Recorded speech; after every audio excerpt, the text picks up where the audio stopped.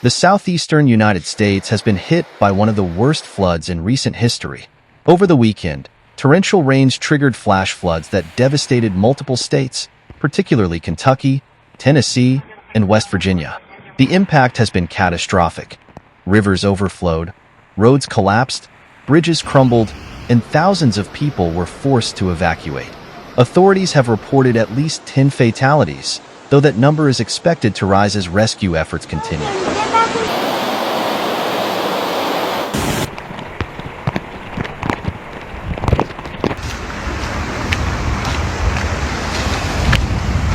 Emergency crews are still searching for people trapped in their homes and working tirelessly to evacuate those in the hardest-hit areas. Rainfall reached record levels in several cities.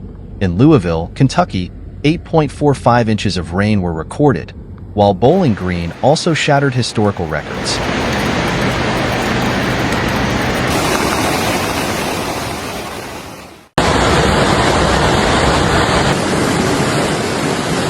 The sheer volume of water turned some towns into massive lakes, forcing the evacuation of entire communities. The flooding also caused widespread power outages, leaving more than 500,000 people along the East Coast without electricity on Saturday.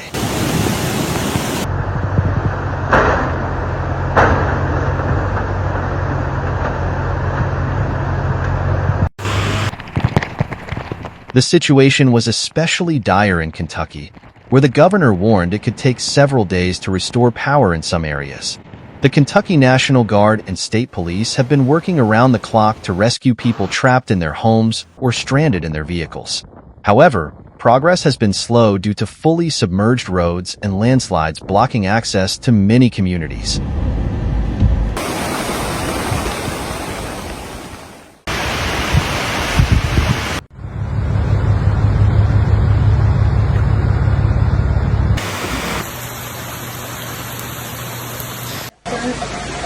In West Virginia, heavy rains triggered landslides that buried some areas under mud, making rescue operations even more difficult.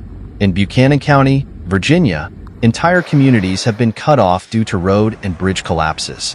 This disaster comes just months after Hurricane Helene devastated the region, causing severe damage in Tennessee and surrounding states.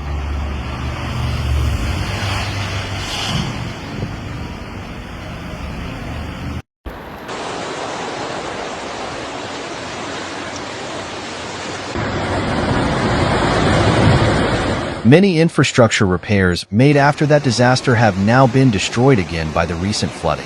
Levees and drainage systems that were reinforced after the last storm couldn't withstand the onslaught of water and ultimately gave way, leaving cities completely submerged.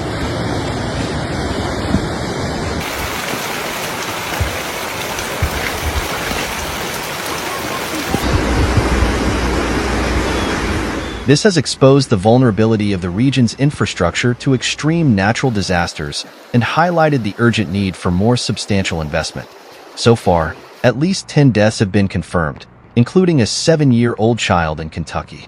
However, officials fear that the death toll could rise as more rescue operations are carried out. More than 1,000 people have been rescued in Kentucky, while hundreds of homes and businesses have been completely destroyed.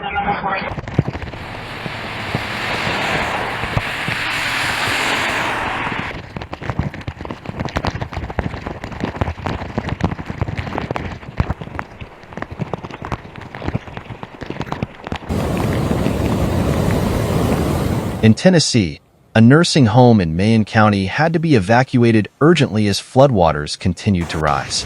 The National Weather Service has warned that rain will continue in the region for the next 24 hours, which could worsen the already dire situation.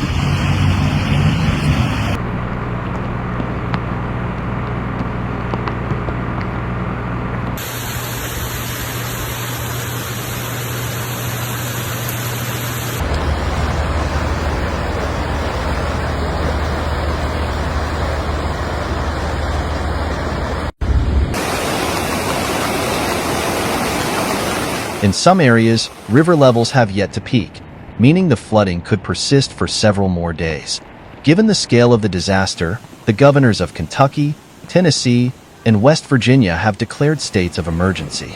The National Guard has been deployed in multiple areas to assist with rescue efforts and humanitarian aid. Kentucky Governor Andy Beshear announced that he has requested federal assistance to speed up recovery efforts and provide support to affected communities.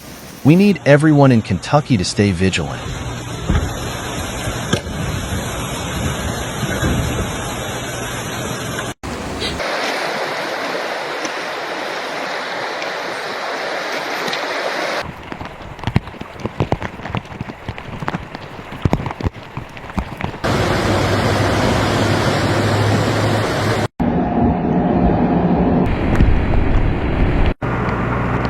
More than 300 roads are closed, and the statewide impact is historic, he warned in a statement.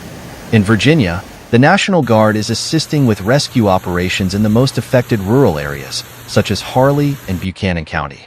However, many areas remain inaccessible, delaying the delivery of essential supplies and medical assistance to those in need.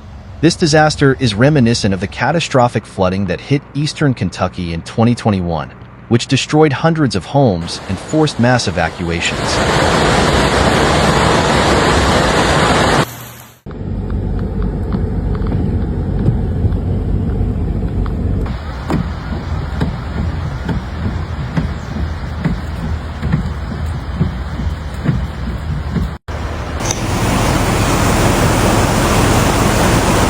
I think some are running.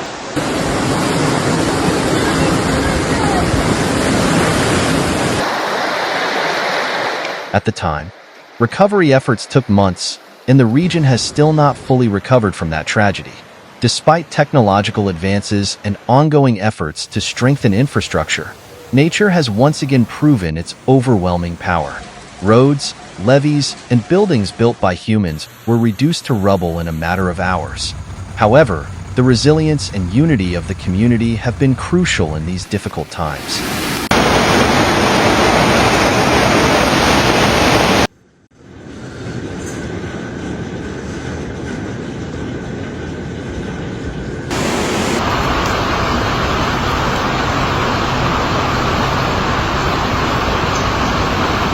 Rescue teams, volunteers, and authorities continue to work tirelessly to assist those affected and begin the process of rebuilding.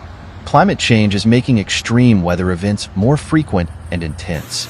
It is essential for both authorities and society as a whole to take preventive measures to mitigate the impact of future disasters.